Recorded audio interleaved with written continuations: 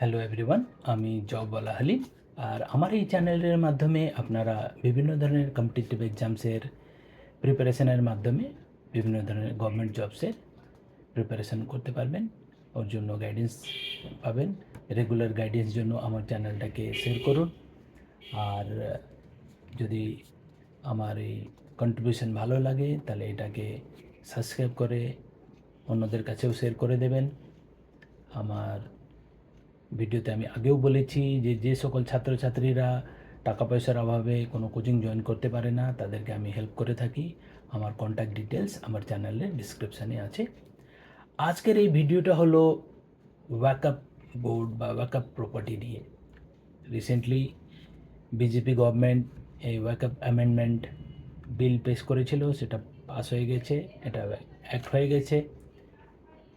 তাহলে এই যে ঘটনাচক্র, এই যে কারেন্ট অ্যাফেয়ার্স, এটাতে কি কি প্রবাবল কোয়েশ্চেন্স হতে পারে।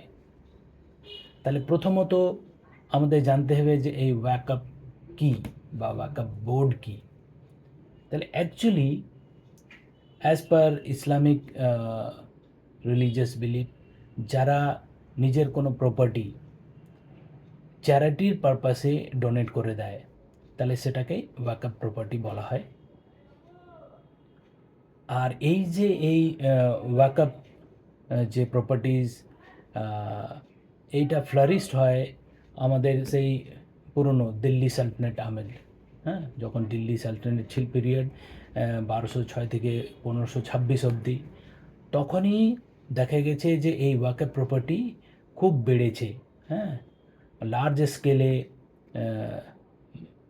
মসজিদ, মাদ্রাসা আর কবরস্থান এগুলো করা হয়েছে। এইগুলো জেনারেলি পাবলিক ওয়েলফেয়ার জন্য করা হয়েছে।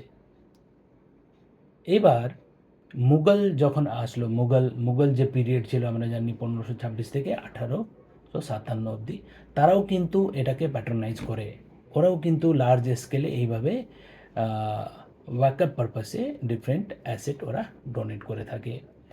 আর হিস্টোরিক্যাল রেকর্ডে এটাও দেখা যায় যে এই যে ওয়াকআপ গ্রান্ট নন মুসলিমরাও পেত, মানে শুধু যে মুসলিমরাই গ্রান্টস পেত বা মুসলিমদের জন্যই এটা কোনো ওয়েলফেয়ার অ্যাক্টিভিটি হতো তা না, এটা সবার জন্যই ছিল। যখন ব্রিটিশ এরা শুরু হলো, মানে 1600 থেকে 1947 অবধি, ওরা কিন্তু এই যে ওয়াকআপ প্রপার্টির রেজিস্ট্রেশনের জন্য একটা স্টেপ নেয়, সেটা হলো ওয়াকআপ অ্যাক্ট 1923। হ্যাঁ, ওরা কিন্তু এই রেজিস্ট্রেশনের জন্য এটাকে এই অ্যাক্টটা পাস করে। তাহলে এইভাবে এই জিনিসটা আস্তে আস্তে আসছে। এখন এই যে বিজেপি গভর্নমেন্ট এই যে অ্যাক্টটা যে পাস করেছে, তাহলে এটা পারপাস কি? হ্যাঁ, মানে কেন? তো অ্যাজ পার বিজেপি গভর্নমেন্ট ওনারা বলছে যে এই যে ওয়াকআপ প্রপার্টিগুলো এটাকে ভালো করে অ্যাডমিনিস্ট্রেশন করা দরকার। কারণ এই প্রপার্টি অনেক, as per home ministry 39 lakhs crore waqf property ইন্ডিয়াতে আছে। ঠিক আছে। আর as per ministry of minority affairs, Kiren Rijiju যে মিনিস্টার, উনি বলছেন যে এইটার যা পোটেন্সিয়াল তার থেকে যা রেভিনিউ জেনারেট হচ্ছে অনলি 1/10 হচ্ছে। কথার কথা, এইটার থেকে যদি 39 lakhs crore ওর সে অনলি 39 crores যদি ইয়ারলি আসে, সে জায়গায় শুধু 4 লাখ মানে 4 crore মতন আসছে, অনলি 1/10 আসছে। তাহলে এটা প্রপার অ্যাডমিনিস্ট্রেশন দরকার। এইটার জন্য এই যে অ্যামেন্ডমেন্ট যেটা হয়েছে সেখানে 3টা মেন ইস্যু আছে বা চেঞ্জ করা হয়েছে। সেটার প্রথম হলো যে এই যে ওয়াকআপ বোর্ড, অ্যাকচুয়ালি এই ওয়াকআপ প্রপার্টিগুলো ম্যানেজ করে ওয়াকআপ বোর্ড। ঠিক আছে। এটা স্টেট গভর্নমেন্টের মানে স্টেট লেভেলে আছে, তারা আবার ডিস্ট্রিক্ট লেভেলেও নমিনেট করে দেয়, তারা এই ওয়াকআপ প্রপার্টিকে ম্যানেজ করে। আর এখানে শুধু জমি শুধু না, অনেক মনুমেন্টসও আছে, বিল্ডিংসও আছে, যেটা ডিফারেন্ট পারপাসে ইউজ হয়।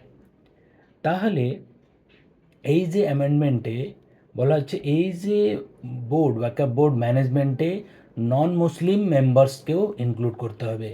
আর বলছে যে সেখানে উমেন্সদের জন্য রিজার্ভেশন থাকতে হতে, তারপরে সিয়া, পাসমান্দা আর বোহরা কমিউনিটি ওদেরও ওখানে রিজার্ভেশন বা ওদেরও নিতে হবে বোর্ডে।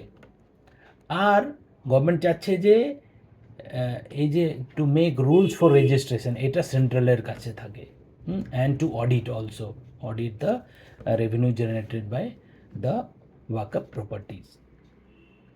তাহলে এই হলো আসল ইস্যুটা। তাহলে in short, as per Muslim mythology, যারা নিজের অ্যাসেট চ্যারিটি পারপাসে ডোনেট করে দেয় সেটাকে ওয়াকআপ বলা হয়, সেটাই ওয়াকআপ প্রপার্টি হয়। সেটাকে ম্যানেজ করে কারা? ওয়াকআপ বোর্ড স্টেট লেভেলে, তারা আবার ডিস্ট্রিক্ট লেভেলে ওদের ডিস্ট্রিক্ট লেভেল কমিটি হয়, ওরা ম্যানেজ করে। প্রেজেন্ট গভর্নমেন্ট দেখছে যে এই যে ওয়াকআপ প্রপার্টি অনেক আছে, 39 lakhs crore acre of waqf property আছে। তাহলে এটাকে যদি ভালো করে অ্যাডমিনিস্ট্রেশন করা হয় তাহলে এখান থেকে অনেক রেভিনিউ জেনারেট হবে, সেটা নিশ্চয়ই ওয়েলফেয়ার পারপাসেই ইউজ হবে, for women, for minorities and for common people.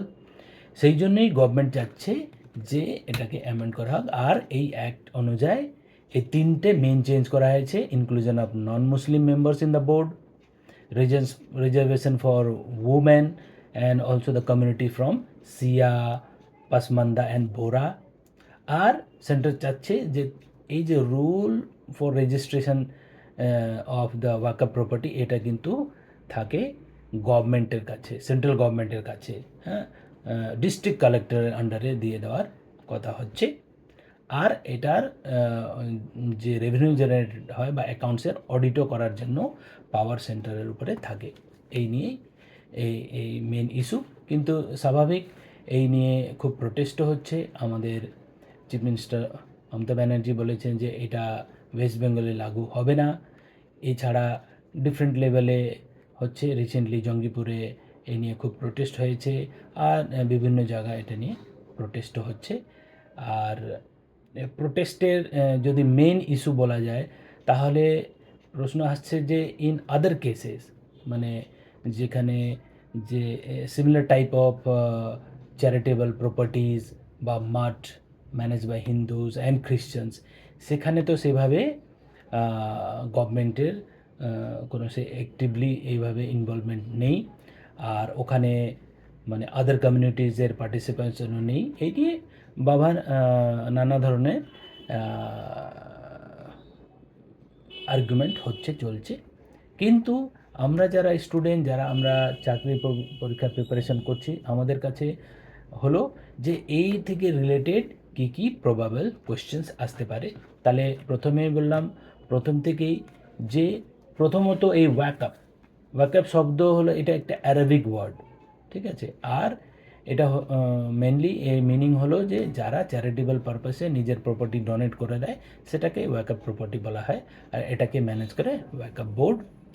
আর এই যে ওয়াকআপ প্রপার্টি এটা কিন্তু পুরোনো আমল থেকে, মানে দিল্লি সালতানেট পিরিয়ড থেকে এটা চলছে, সেখান থেকেই স্লোলি ফ্লোরিশ হয়েছে। মুঘলসরাও এটাকে প্যাট্রোনাইজ করেছে। ব্রিটিশের আমলে আবার এটা অ্যাক্ট পাস করা হলো, ওয়াকআপ অ্যাক্ট 1923, যার মাধ্যমে রেজিস্ট্রেশন অফ ওয়াকআপ প্রপার্টির প্রভিশন করা হয়েছে।